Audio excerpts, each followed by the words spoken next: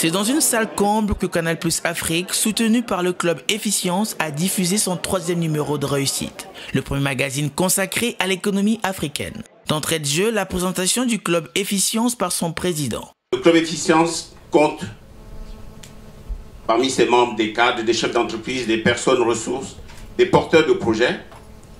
Et notre objectif, c'est d'imaginer la France de demain, une France dont la diversité a toute sa place et qui permet d'accroître les réussites diverses.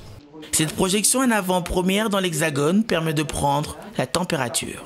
Nous, c'est très important en fait de faire ces projections un peu publiques. C'est rare pour une émission de télévision, hein, parce qu'on a la réaction de la salle, on a les questions. Ce qu'on cherche avant toute chose, c'est à affiner en fait l'émission avec les critiques et les commentaires, positifs ou négatifs. Outre les informations inédites que l'on peut découvrir dans les reportages proposés, à l'issue de ce 3e épisode, une entreprise en difficulté pourra même bénéficier du soutien d'un mécène.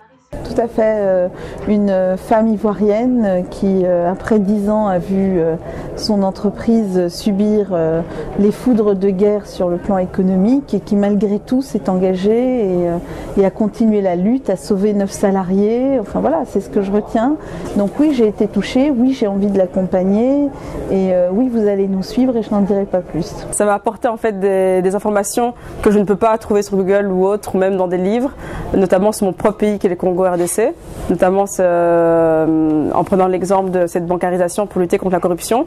Donc j'ai trouvé vraiment très instructif au niveau du fond et aussi au niveau de la forme, c'est très dynamique, c'est pas des longs reportages, ça parle de plusieurs pays. Le magazine plaît beaucoup, même si certains estiment que l'on peut mieux faire.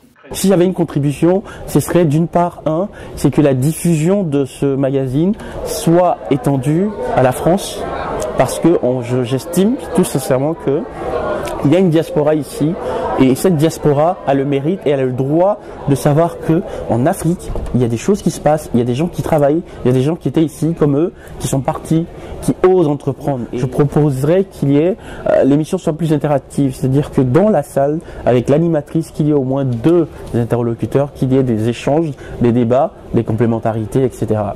C'est autour d'un verre que les invités se séparent après 4 heures de débats et projections. En Afrique, sa diffusion est prévue pour le 18 avril, ce qui correspond au 3e vendredi du mois.